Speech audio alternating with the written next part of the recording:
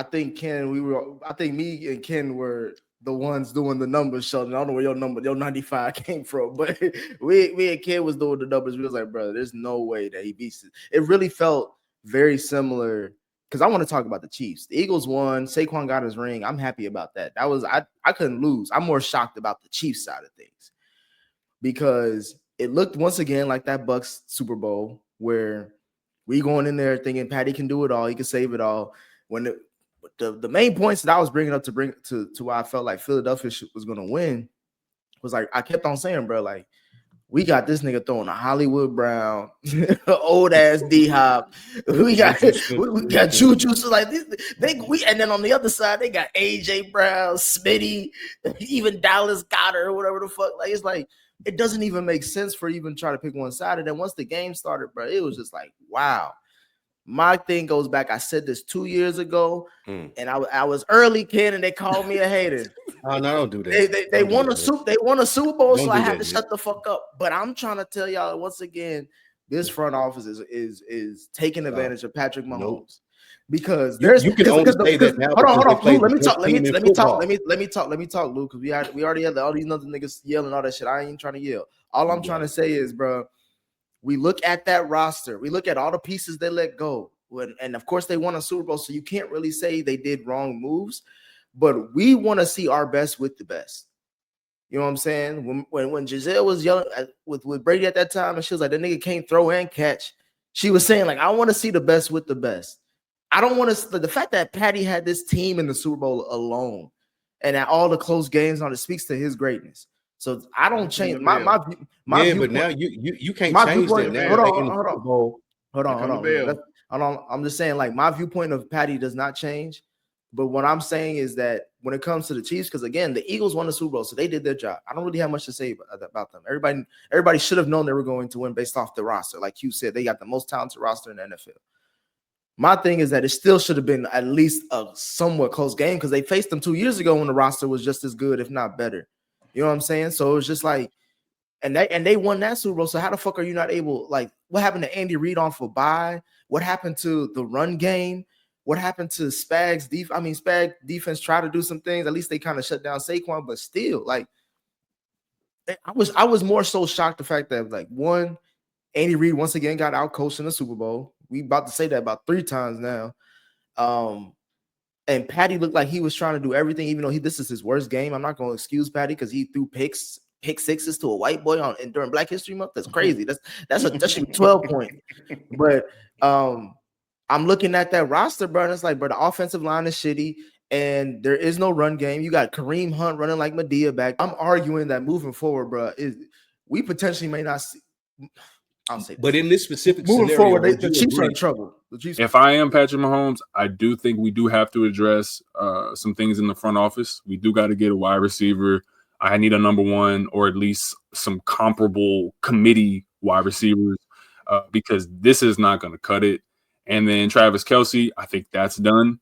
And I think that all signs are going to point to Chris Jones being the trade piece to free up money. If I'm the Chiefs, I would rather my offense be unstoppable because then the game is going to be in Mahomes' hands. I'm not going to load up on the defensive end if I'm the Chiefs personally. I just need them to be passable because I think Spags, and this is from a money standpoint, I'm not trying to pay a bunch of blue chip guys on defense.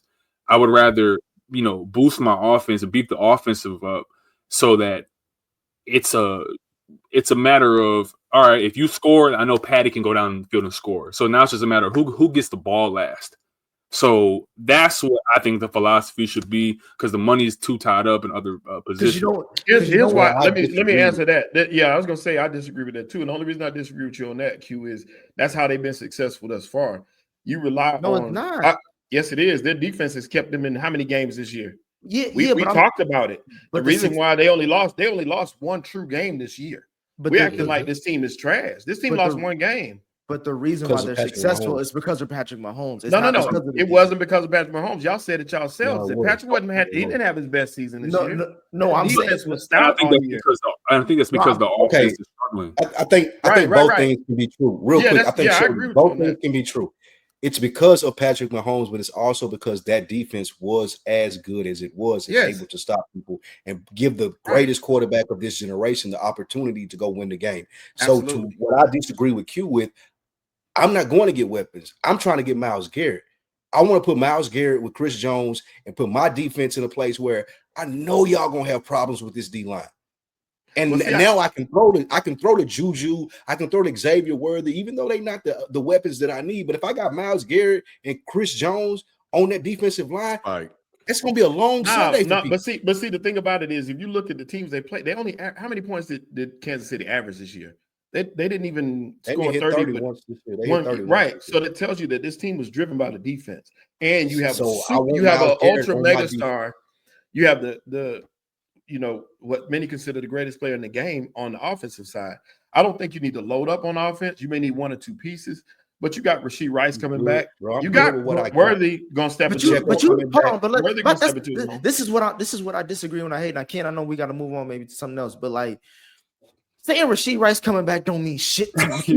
That's what I'm saying. You know what I'm saying? No, he's not. I'm not saying he's gonna be number one. I'm just saying you got like they should be the number one team right now saying we need to get T. Higgins. They should be a number one team saying like whoever we need to do get like these little like Ken, bro, Xavier Worthy.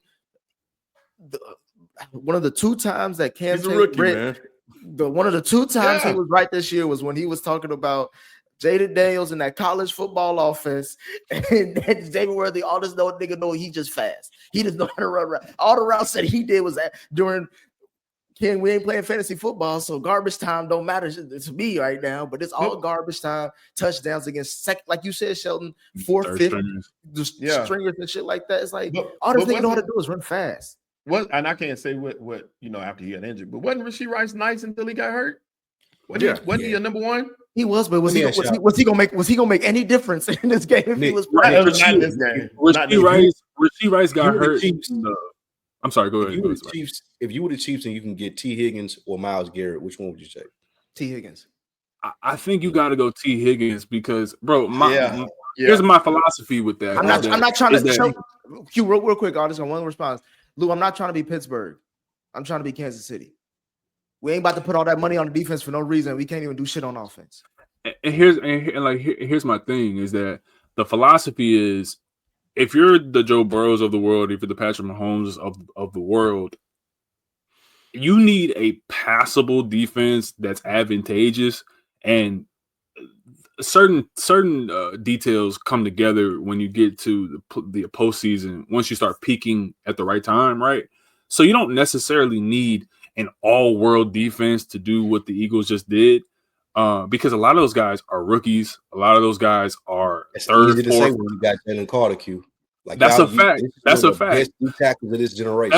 That's a fact. I'll give you that. But that also comes down to drafting because of six other teams, if I'm not mistaken, had the opportunity to take Jalen Carter as well, and they didn't because of he was top 8. He was a top 8 pick. Right? He'd have been fine with that. The college, you know what I'm saying? He didn't kill nobody. Don't do that. You know what I'm saying? But it's like, like Cooper DeJean, the Patriots traded up and they had Cooper DeJean right in their lap, and they didn't take him. So it's like it's a matter of your draft philosophy. But my thing with those two QBs in particular, because I think I'm starting making the case that I think they're closer than a lot of people think, is that when you get to the postseason and you start peaking on defense and you understand your role more, if you have the right coaching on the defensive side, I would rather my quarterback have the ball in his hand to decide a game as opposed to trying to get a stop to decide a game. And if you have guys like Burrow and Mahomes,